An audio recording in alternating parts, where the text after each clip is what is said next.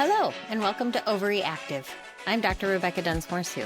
And I'm Dr. Amy Vodish, and we are your expert guides on the strange and often uncomfortable journey that is perimenopause.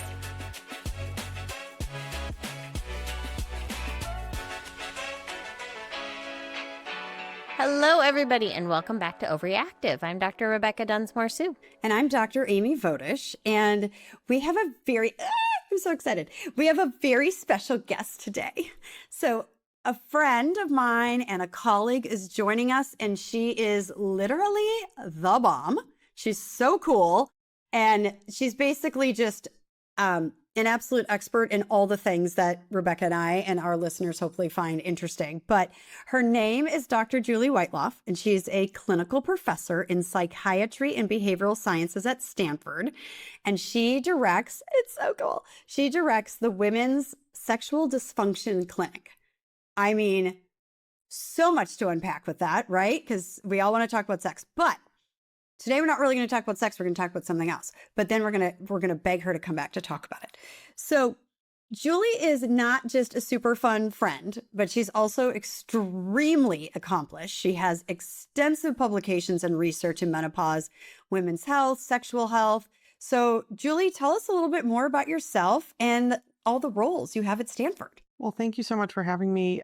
I'm a clinical psychologist by training, but I'm in the psychiatry department. Most of my professional time is spent in research, but I do have this clinic, and that's where a lot of this work that we're going to talk about today sort of developed. My main interest is in women's mental health across the lifespan, and that intersects with their reproductive health, and definitely the menopausal transition is a big piece of when women struggle. So that's what we're going to talk about today. So you basically run the clinic everybody needs to have in their community, but doesn't have. Yes. And unfortunately, we can't all go to Stanford. We're so lucky to have her because she has such a wealth of expertise on so many different topics. It's like incredible. I just have had so much fun getting to know Julie over the last few years. And she's written papers, Rebecca, with us in the journals that we do. And she just had a huge, conference that she ran. And it's just been phenomenal. So Julie has so many things that we could talk about. But today we're going to talk about something that's near and dear to her heart at the moment.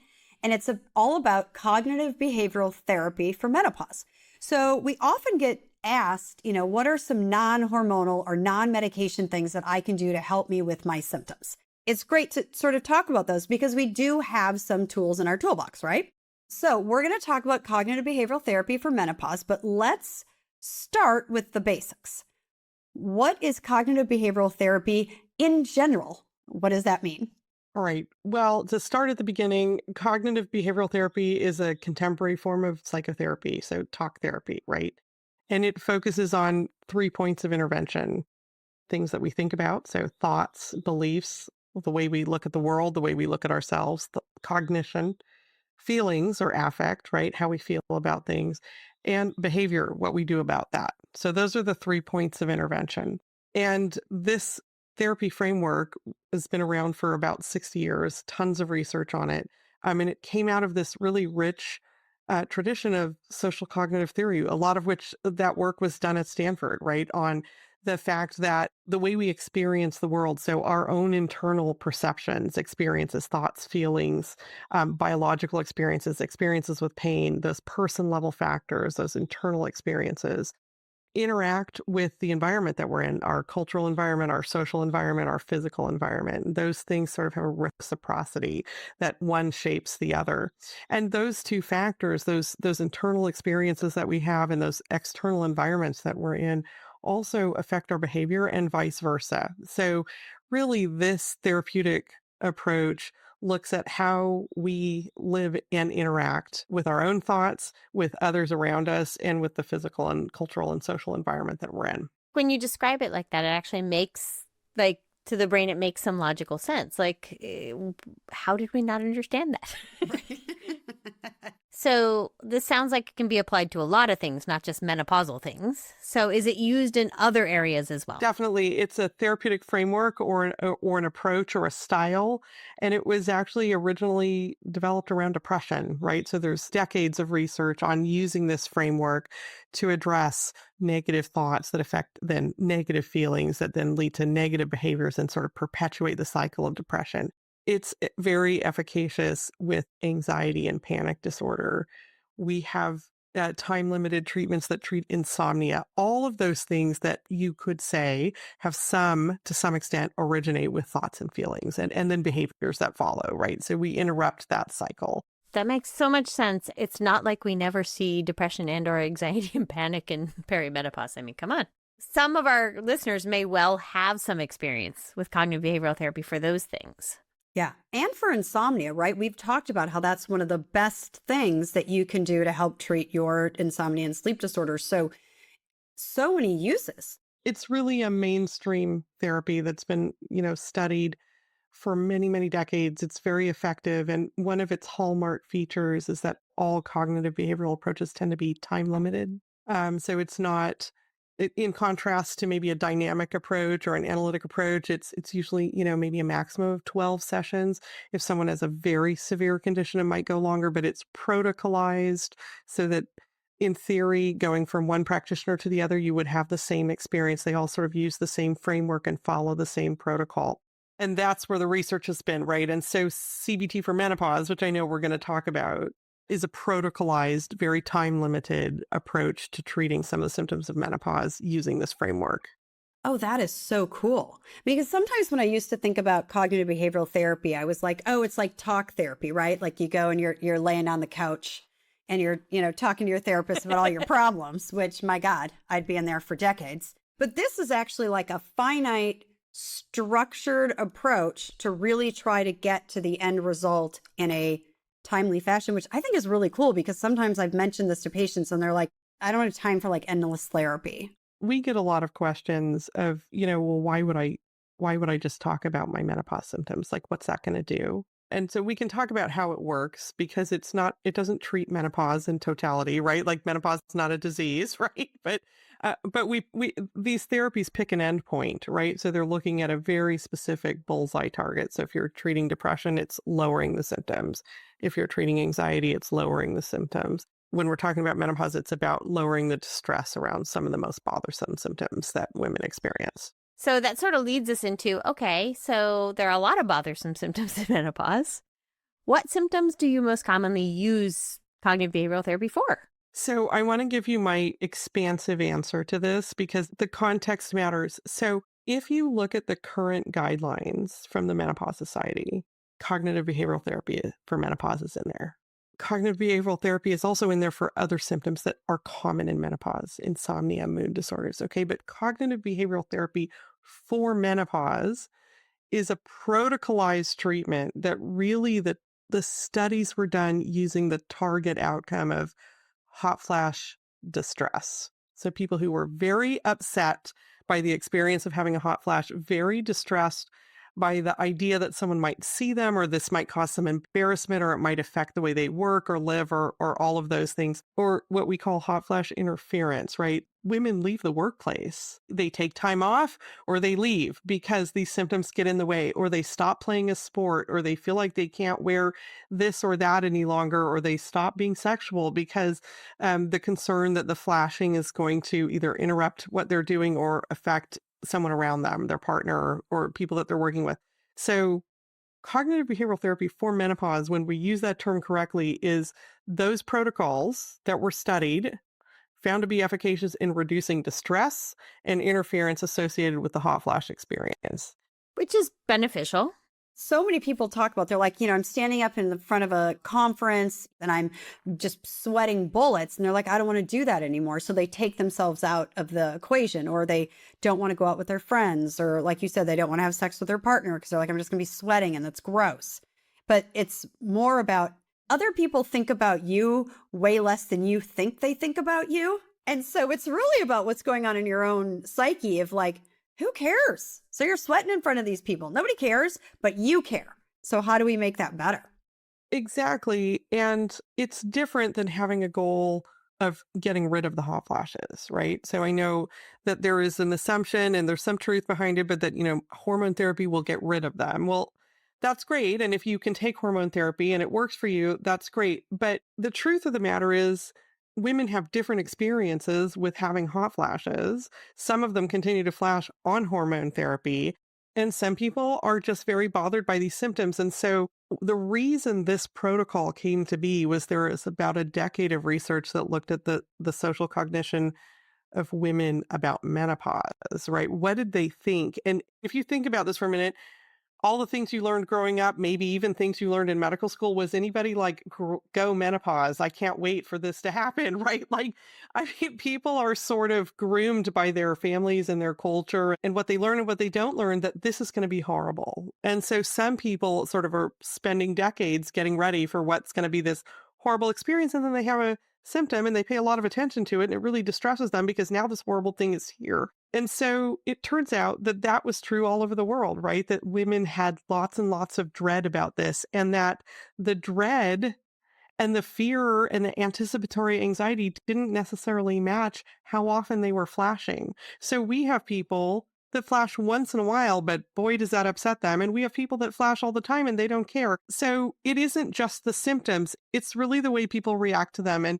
especially if someone doesn't have the choice of menopausal hormone therapy, then you're left with dealing with, can I cope well with this, or am I going to be mad every time this happens, or upset every time this happens? And so that's really where this work sits. And it turns out that if you address those thoughts, all of which are very negative, very stereotypical, and often wrong, that not only are they much less bothered, but they get back into their activities and they get back into their work and their quality of life goes up. And guess what? Mood gets better, sleep gets better. They feel more like doing all the things that they used to want to do, because this can be kind of a real killer of all those fun things, right? If we let it.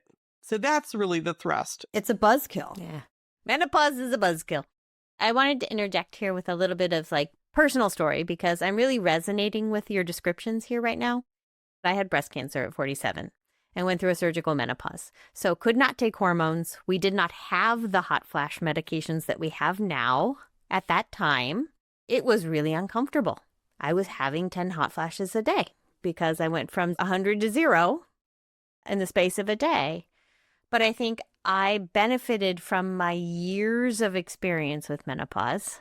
I didn't dread it because I knew what the pattern could look like. I knew that the hot flashes would probably at some point stop. And I also knew I didn't really have any choice, so I was just gonna get on with my life. And so I would hot flash in meetings. I've hot flashed on this show. I would hot flash my way through just about everything. And when I started to hot flash, I'd take off 3 layers and say, I'm gonna sweat now, and pick up a fan and just get on with it. Having that mentality didn't reduce my hot flashes, but I chose not to be distressed about it because I didn't have any other choice. But I came into it with a huge amount of knowledge and no fear. And that's just from having worked in this space for a very long time. So a lot of what you just talked about really resonates with me, because I think I got through that period of my life because of that. Not because I had fewer hot flashes. I had terrible hot flashes. You still carry around a fan in your purse. It's amazing. I do. I rarely have to use it now, though. I know. Yep, I just pull it out. I've got a wavy fan and I've got my electronic fan, and depending on the hot flash, I just pull it out.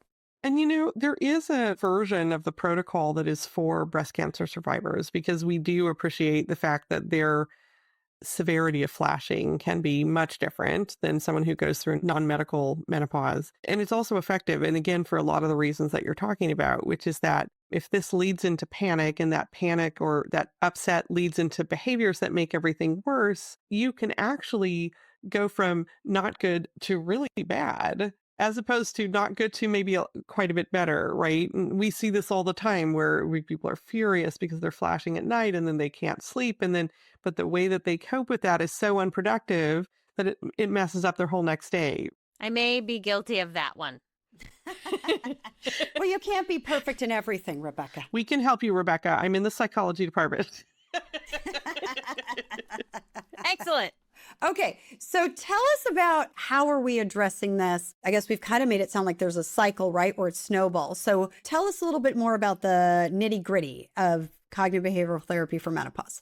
Anybody who wants to use this protocol, it's available. You can buy it off of Amazon. It's by Myra Hunter, but it requires someone who is really going to do a high quality assessment, right? So Amy, I see a lot of your patients, and we want to Yes. have the medical side and the psychological side, because the last thing we want to do is tell somebody that you're having a psychological problem when it's really more complicated than that. So session 0 should be the best assessment that you could do and really understand where the patient is in their health history, what it is their experience, what do they know about menopause, what do they not know about menopause, what have they tried, what have they found on the internet, all of that sort of thing. But once we get past that, we have a session where you really have to make an agreement with your patient. One, they agree that this approach will help, and two, that they will do it, right? So psychotherapy isn't magic, okay?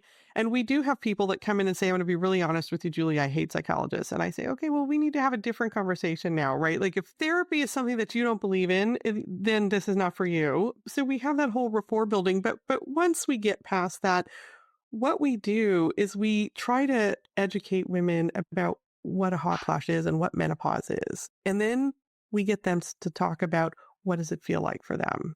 Really, where's the heat?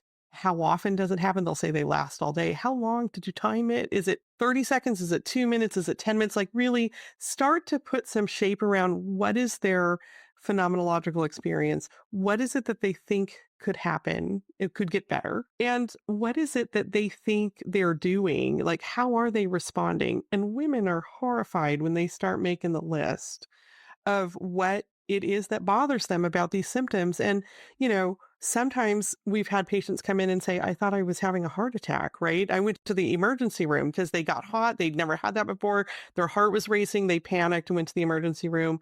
Someone else had that experience. They didn't go to the ER, but their family just made fun of them, right? She had a bunch of teenage boys and they thought it was hilarious. And so she's like, I don't have a place where I can talk about this. I'm supposed to hide it. I'm supposed to just sort of keep going, but I'm really uncomfortable. We have lots of women that don't want the men at work to know that they're having a hot flash, right? That they're sitting in a meeting and the room is too hot, or they're traveling someplace where it's warm and they're in a business meeting and, everybody else is in a suit and tie and they are peeling off the layers. And so we sort of look at what it is that's bothering them, sort of identify that and try to get down to where is the real distress. And if you peel the layers back far enough, many people will say, this is a sign that my life is over, that I'm getting older.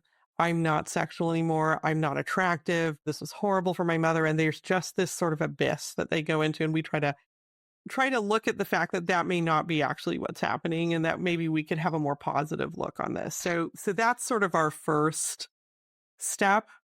Especially the work-related distress. We do not respect older women in our society.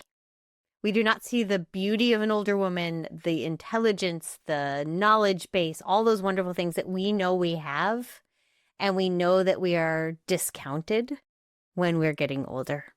And so I think that's a lot of that work distress. I know I've felt it, even with all my knowledge, even with everything that I came into it with. I certainly would want to hide it in meetings. So I just wanted to highlight that because I think we're fighting upstream with society here.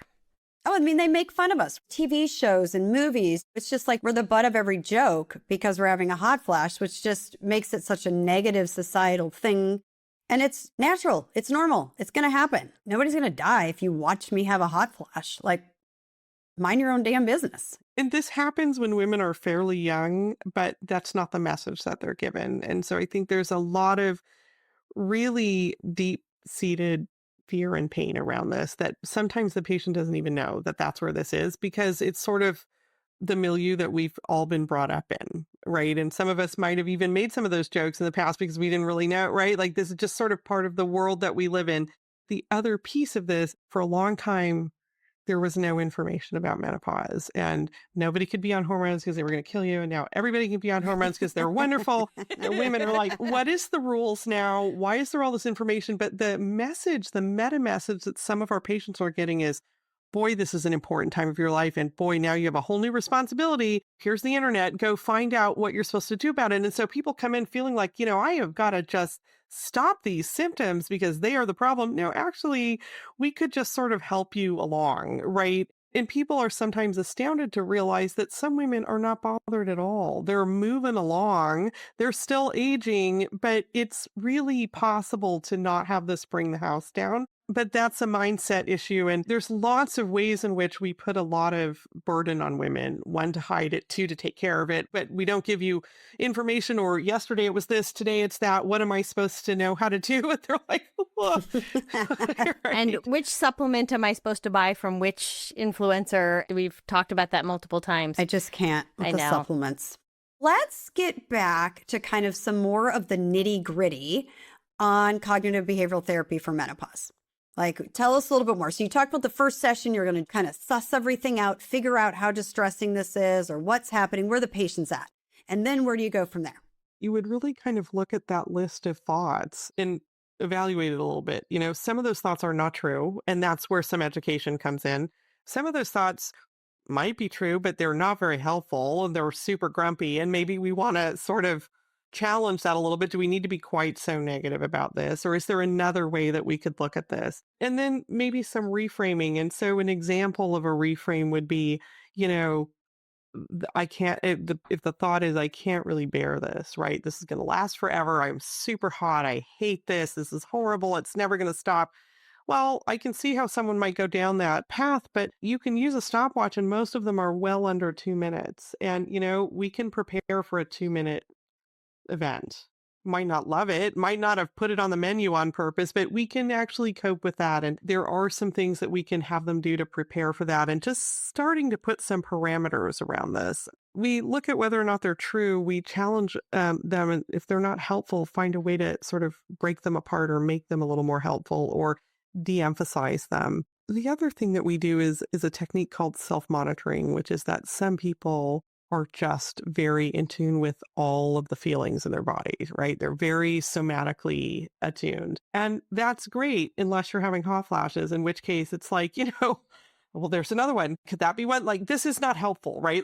It is the case to sort of say, well, if you're having a real doozy and you might need to stop or even leave the room, then that's fine. But if it's sort of just a little up and down, maybe you just need to ride it out and you don't need to love it, but you can pause for a moment, right? So we try to then link, like, where do all these thoughts lead them in terms of their behavioral urges, right? And for many people, their urge is to kill it, right? I want to stop it. And that doesn't work. It's better to just sort of let go and kind of ride it out. You don't need to dunk your head in water. You don't need to take all of your clothes off. You can just sort of relax, right? Yeah. Although sometimes it feels nice to take all your clothes off when you're having a hot flash. Depends on where you are, but yes. Maybe not in a meeting. Okay, I'll give you that one. That could get jazzy. Yeah. Definitely be jazzy. That would be jazzy in the workplace. It's kind of boring sometimes. You're like, well, that was a meeting that could not have just been an email. So, yeah. Well, I think the final step is kind of where this is going, is that, like, then looking at their behavioral response to all of that and what's effective and what's not. We see people who are very frustrated by their hot flashes. They don't sleep well. They're tired. They crank up the caffeine. We had one patient who was like slamming the coffee in the morning, then got on the treadmill for an hour. And then she's like, I don't know why I was flashing. I'm like, I do. Right? Like, let's talk about the fact that this is the opposite of, I mean, totally understandable, but just not a great package for her. And it just sort of perpetuated throughout her day.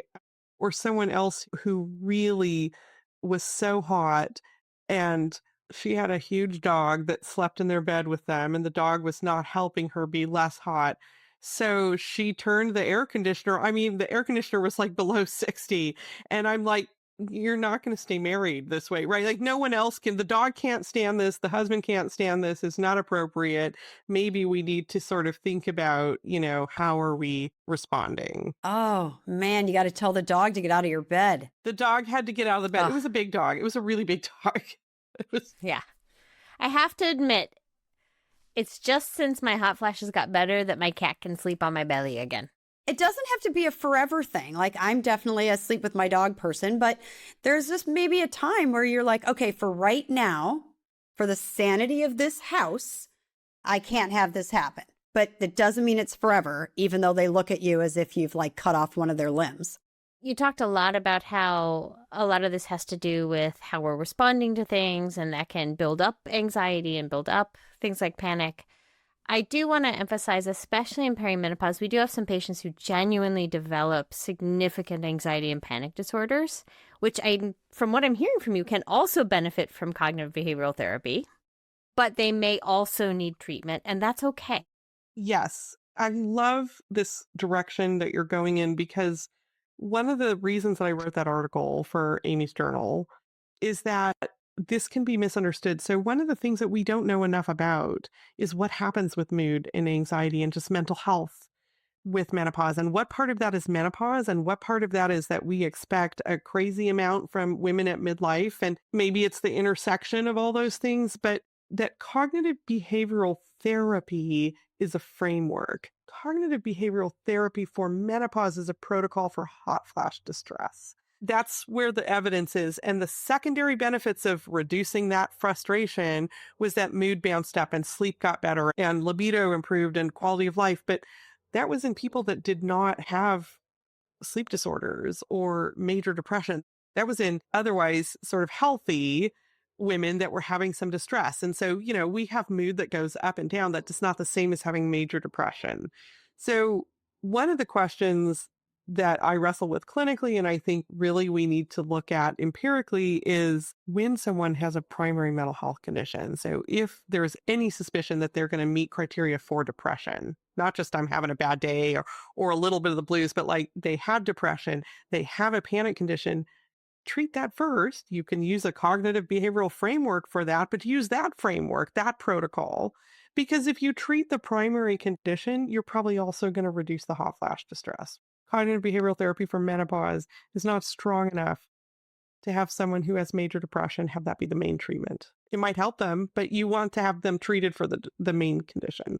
And just like if they have a primary sleep disorder, then you need to do the framework for CBT for insomnia, not the one for menopause. So you have to kind of work your way through. And I think what's really important to sort of reiterate, and you've said this before, is that cognitive behavioral therapy for menopause is not going to reduce the frequency or the severity of the hot flashes, but it can reduce your feelings and your distress and your reaction to them and make it so they are less impactful on your life. Is that right?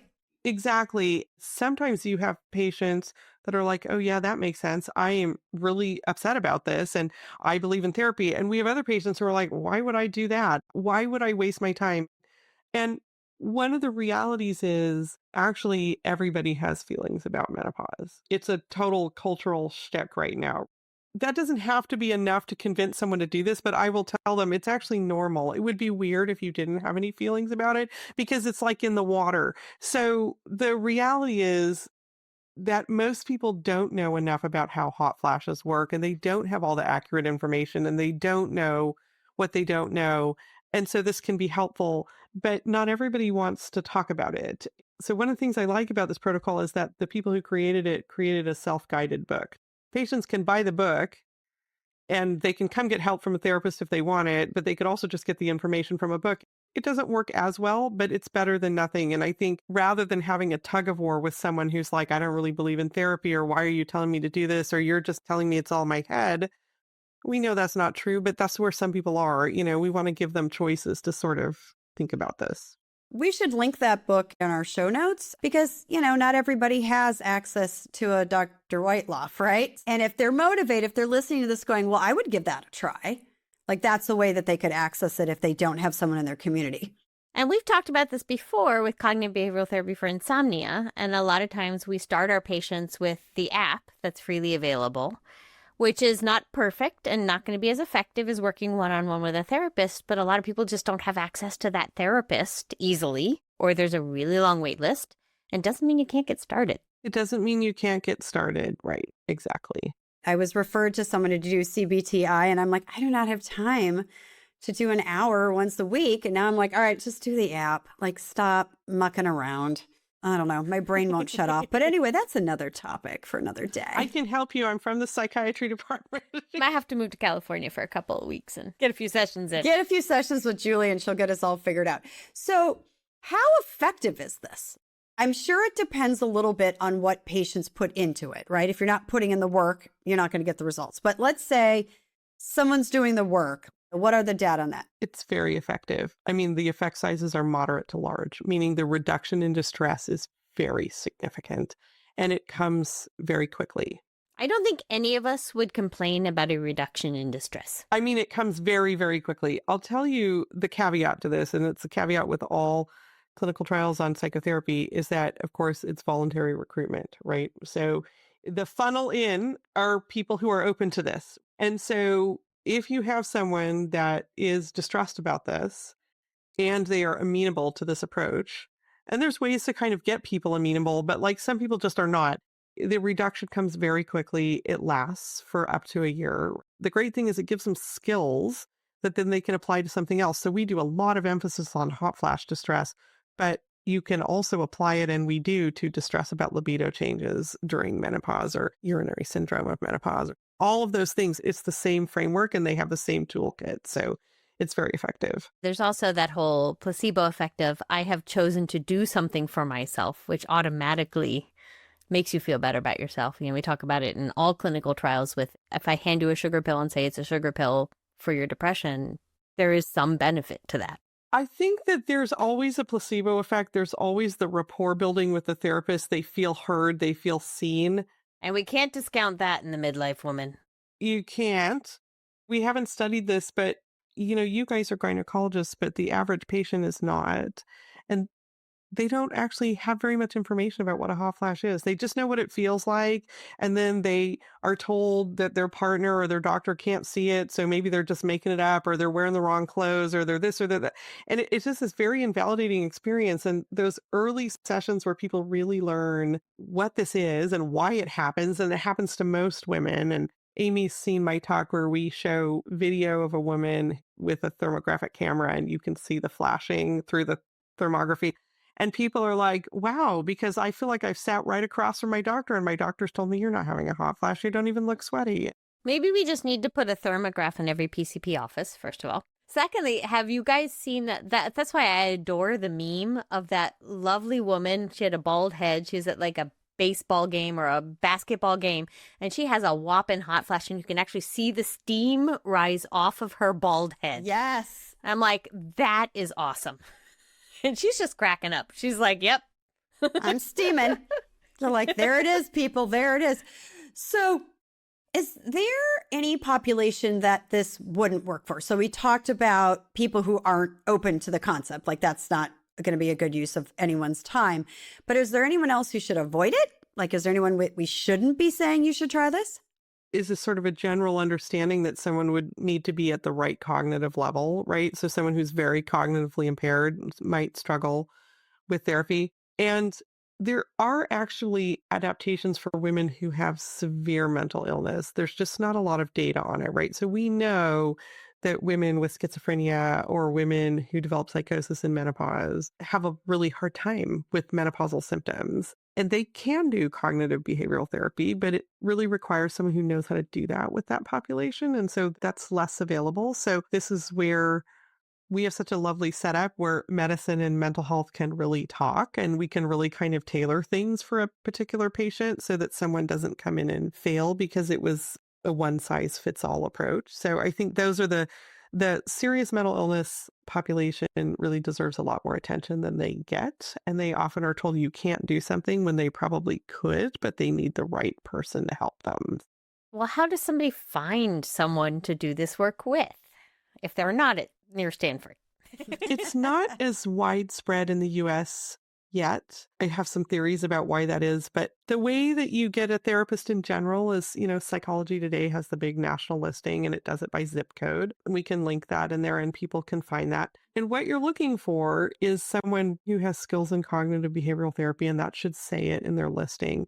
But you also want a therapist who's familiar with menopause. That's harder to find. hard to find, make friends with your psychology community, help them learn things, have interactive conversations because truthfully, it's not something that's offered in our graduate training. People have to go out of their way to learn about it. That sounds familiar. Well, and all of the certifications, they're for prescribers, right? So all of the menopause training right now is for prescribers, and that's not who your therapists are. So that's a gap, but Psychology Today can help and looking for those factors. And you want to make sure that your practitioner knows what they're talking about. And it's okay to reach out to a practitioner if you're considering them and say, hey, I'm specifically looking for this. Do you have experience and expertise in this? And hopefully, if they don't, they will say, no, I'm not the right person for you. They certainly should. And you can also come in with the book, right? Because the two of you could learn together. Myra Hunter did the world a great favor by writing this book in a way that both the therapist and a patient can use it. And they acknowledge the fact that the second you write a book, the menopause science updates anyway, so they can learn together. That's a great idea. Dr. Weitlauf, I can't thank you enough for coming on and talking to us about this. This is incredible and really has helped me understand much more about what this is and how it works. So it will help me when I'm talking to my patients about this as an option. So thank you so much for coming. It was so fun to have you on, and we look forward to hopefully having you on again to talk about sex. Happy to do that. All right. Thanks for having me. And remember, you're not crazy. This is really happening.